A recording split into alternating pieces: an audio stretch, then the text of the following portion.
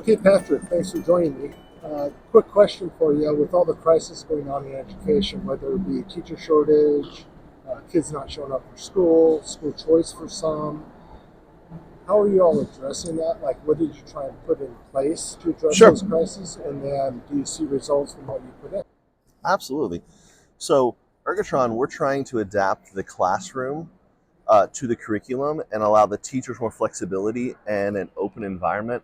So, we have our Learn Fit student desks. So, when I grew up in the late 80s, early 90s, we had the desks where everything was right there. You put your books underneath it, and it was static, and it was only one desk, and you didn't have options of desks. Nowadays, there's a lot more open seating and a lot more wide open solutions. And so Ergotron, our Learn Fit student desk, we have the baskets going underneath it. It's a adjustable, non-disruptive in-classroom movement. So you can take the desk, go from sitting to standing.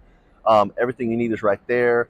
We have the tablet and the pencil slot with a cup holder, and the cup holder also can be used in other areas to hold like map pencils or art supplies. And so it's not just a standard classroom, but the LearnFit also adapts where the teachers, if they want to have small group discussions, they can easily move the classroom. You're not going to hear this big ruckus because it is very quiet movement. But you can put groups of three or groups of four.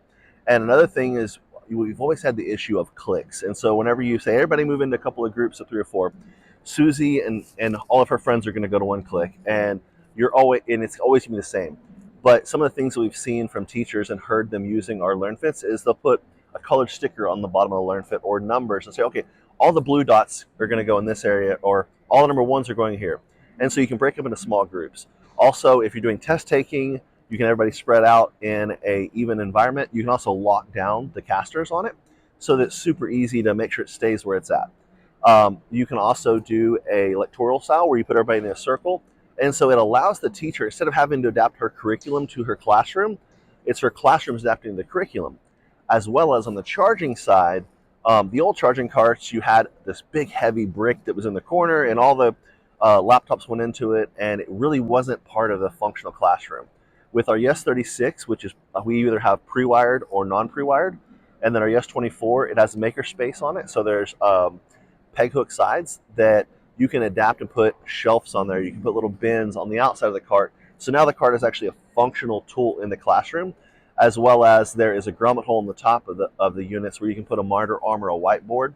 So now the teacher can actually use it as a lectorial station. So of her desk in the corner, she can actually utilize the charging cart where they're getting their Chromebooks and laptops from as a teaching tool. And it allows it to be an integral part of the classroom. And so what we're doing is trying to empower the teacher to be more interactive with the students, because I'm a very visual learner. And if I have the teacher engaging with me and she's not in the corner lecturing to us and is actually engaging with us, I'm going to be a lot more involved. And we've seen success of this in a couple of our classrooms where we put LearnFits in there as sample units. One little girl was having like C's or D's, like she wasn't doing the greatest in the class, and she was actually one of them that got the LearnFit, and all of a sudden her grades went to A's and B's. And when they asked the student what was the issue, she said she couldn't see the board because there was a taller student in front of her, and so she was a visual learner, couldn't see. But now that she's able to stand up and she can move without disrupting the classroom, she was actually able to engage better with the educational learning materials. And so there's people like that where maybe she was shy or she just wasn't in the right environment. Also, I'm ADHD, as you can tell. So when I was a kid, my mom actually would have my teacher put a piece of Velcro underneath my desk where I could fidget with something, and me fidgeting with it actually helped me pay attention better. Yeah. Now, with the LearnFit, if I'm antsy and I can't sit still, I can actually stand up, move to the side, be out of the way, stand there. I'm getting better blood circulation and I'm paying attention better. Or if I need to move my desk or I just want to fidget a little bit, there's little things that you can do. It's an adaptive classroom now. It's not the static of the past. And teachers are loving these environments, and we're not done yet. We're still looking at new and innovative things. And I'm really excited about our pre-wired cart that we have out now. That's beautiful. Thank you very much. Thank you. Yep.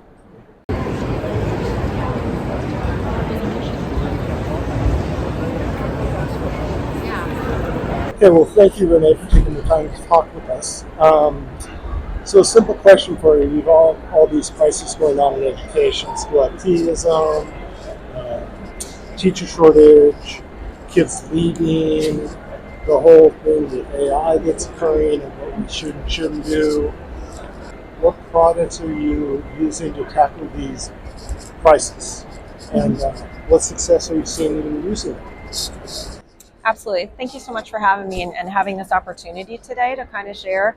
I'm very excited at what's happening at Overdrive. I recently joined Overdrive in the last 3 months, and a lot of it had to do with their commitment to solving certain situations that you described here, and the mission that we have at Overdrive is the same mission that I have had personally around education for all and what we're doing it. And so what we try to do at Overdrive is we want everything to be very easy and very effective so that we can do that. And we're focused on access for all students as we're doing that. And things that we're seeing and that we're doing around that through Sora, which is our student app that you can get through the app or you can get through web-based, is we're continually working with teachers and students as to what can we do better. The recent release that we have, we're including reading challenges inside of that because kids love to be engaged. They love the challenges. There's leaderboards, there's badges they can win, and all kinds of things that they can do so that we can engage them. That's really what we're trying to do, is improve engagement as we're doing that. And we want all students to be able to participate in the classroom, whether they're building their foundational skills or they're building their fluency. We want them to have access to the same content their peers are using and being able to contribute into that classroom and continue their learning journey, no matter where they're at from a reading. And so we're working on additional tools to be able to do that. AI is something we're very excited about that we could look into incorporating as a tool. We always believe it as a tool. Our teachers are our biggest champions and facilitators of the learning, but we just want to make that easier for them to be able to do that through monitoring their reading trends and things like that, to be able to really promote those good reading habits as we're moving forward. So the launches are one. We are having great success with our subscription models. And what that means is we're putting together these high quality texts around grade spans, K2, 3, 5, 6, 8, and 9, 12, to where you would have all access. You wouldn't have to worry about how long you had the book or what it was going. And so by doing that and aligning it to more of the core curriculum or the classroom libraries, we want to provide a more engaging experience. We're also looking at adding teacher resources for those texts so that they have additional pieces. And we're actively working right now to actually build a stronger school to home connection. So when those students go home and they're accessing, their parents feel that they have the tools they need to be able to help their child, no matter, it could be English as their second language. And so we have so many things in the work that we're finding great success with, because for us, it's all about reading, the love of reading, the love of learning, and having that active experience, what we're doing at Overdrive. And we're never going to be finished. We're always going to be looking and talking to the students, the teachers, the administrators, hearing from them what they need, and then going in solutioning to make sure we have the right solutions. That's great. Thank you. Welcome.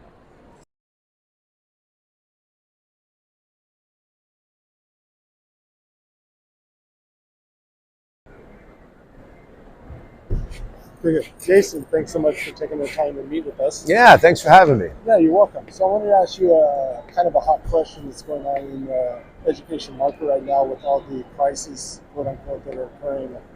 Absenteeism, teacher shortage. You've got kids leaving in droves, going to private, charter, homeschooling, which is becoming a huge thing out Yeah. there. School choice for some is a big crisis, right? With all that going on, is there maybe a different approach you guys are taking or changing things up a little bit to address those things that are occurring in this K-12 market at this time? So what we've worked really hard on for the last few years, number one, is building out our VEX continuum. So we're very firm believers in providing the correct tools to fit the needs of the student, as opposed to trying to put a square peg into a round hole, so to speak.